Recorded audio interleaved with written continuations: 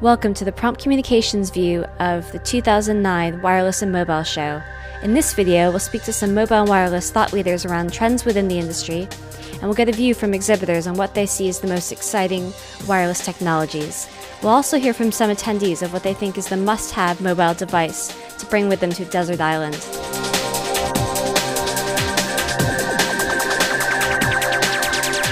I think what's really exciting about this year's show is that this really is a year that mobile WiMAX, mobile broadband is taking off with a lot of choices. There's Wi-Fi that's still discovering new energy, and there's WiMAX, there's 3G, there's a whole host of services and devices and service providers actually providing relevant services. I think in general there's a lot of consortia happening at the show this year. There's a lot of people talking about different organizations that are coming together. So the likes of particularly open source, so we're looking at the LEMO Foundation, we're looking at Android, we're looking at Moblin, and I think in particular in this year there's a lot of noise about Android. And I think some of the new generation of remote networking technologies, branch offices in a box that are controlled from the data center where the data applications are, those are the things that are hot this year.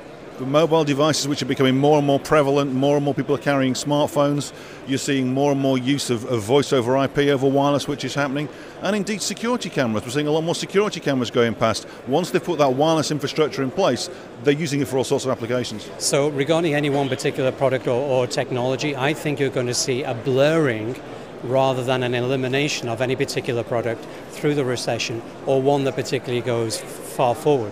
It's about having people able to do their job at home or in small branch offices rather than necessarily always coming back into a corporate office to do their job. Most operations for things like voice over wireless LAN are being done to specific devices rather than being used generally across the BlackBerries and the Symbians and the iPhones of this world. So if you can do it more easily with wireless, more cheaply with wireless and more securely with wireless, then I think it's really wireless LAN that's going to drive that part of the business. I actually have two mobile phones on with me right now from two different manufacturers, and I use two mainly because I think browser technology on mobile phones is not where it should be today. I think it will be in a few months' time, but right now I think it's quite difficult for most people to browse and to do other things on their phones at the same time. So right now I carry two and I wish I had one. Right now we're not seeing what we were talking about a few years ago. Everyone was going to have a single device that was going to do marvelous things. You walked into the office and it became an office extension. It's technically possible. Very few people are actually doing it.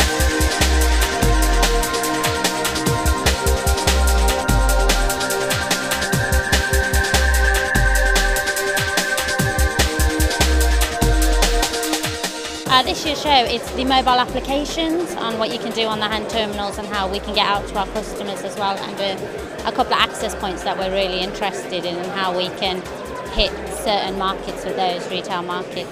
You've got high concentrated local areas for lots of users. You've got very good technology being used for things like cameras on the motorways. You've got high bandwidth applications, and you've also got IP connectivity for telephones and normal captive portal usage for people who want to access the internet. This show this year has all those different kind of technologies available for you to look at and choose your vendors which you want to go with, and they can offer those kind of solutions for deployment into your company as well.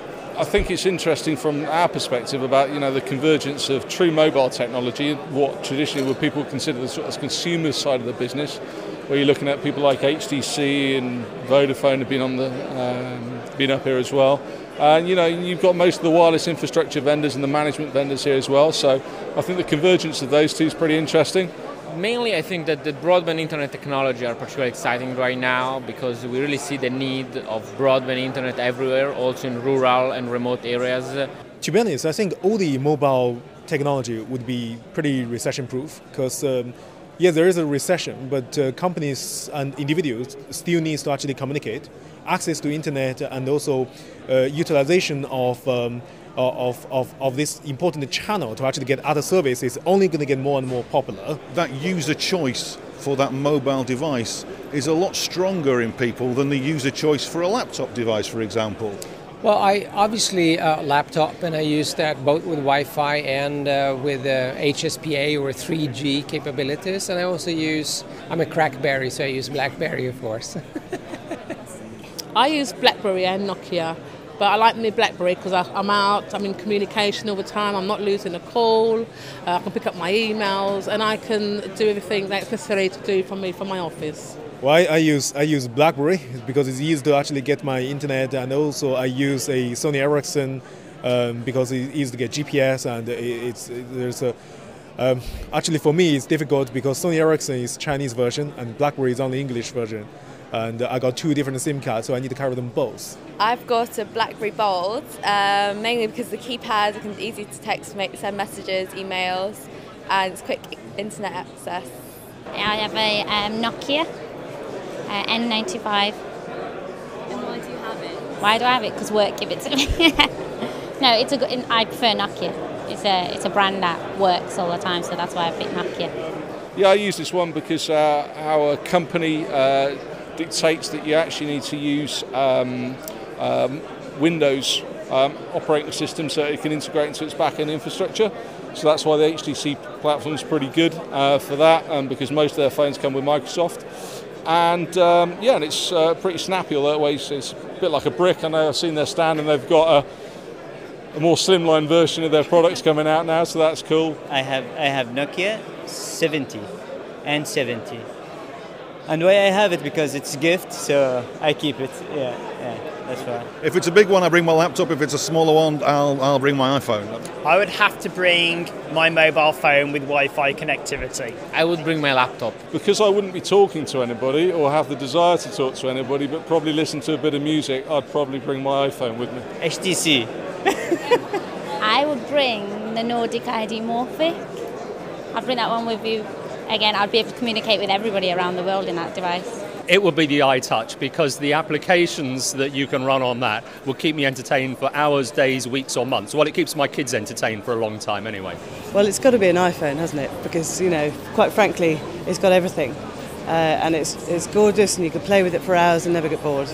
I think I still would like a laptop or some kind of a small laptop because of the, you know, the ability of looking at internet and doing things and enjoying internet and multimedia in a better way than just a mobile. That would be my choice. I'd have to have my iPod for my music. That's first and foremost, but I will take my BlackBerry with me so that I'm always in communication. The new Sony Ericsson Xperia. I take my BlackBerry. I'm totally devoted to it. Because it's like a laptop and a phone in one. If I was on a desert island, the mobile device that I would bring with me would be a fridge. So Wind River have been approached recently by white goods manufacturers who want to put Android into their fridges. And so this is the next level of where these technologies are moving out of the traditional handheld mobile area, but are now moving into other areas inside the home. There's a big fight for the ownership of the gateway into the home, and that can be a set-top box, a TV, or a fridge, and that's where you're going to see some of these technologies moving, and that's what I'd have on my desert island. It's no surprise that with this being a wireless show, many people have said that Wi-Fi and WiMAX is a recession-proof technology, and it'll be interesting to see how this technology will buck the trend throughout the year. What is apparent, however, is that everyone seems to have their own personal mobile device preference, whether it is the style of an iPhone, the functionality of the BlackBerry, the performance of a laptop, or even the Android fridge. Thanks for watching this edition of the 2009 London Wireless and Mobile Show, and stay tuned on the Prompt Communications YouTube channel for the latest technology video features.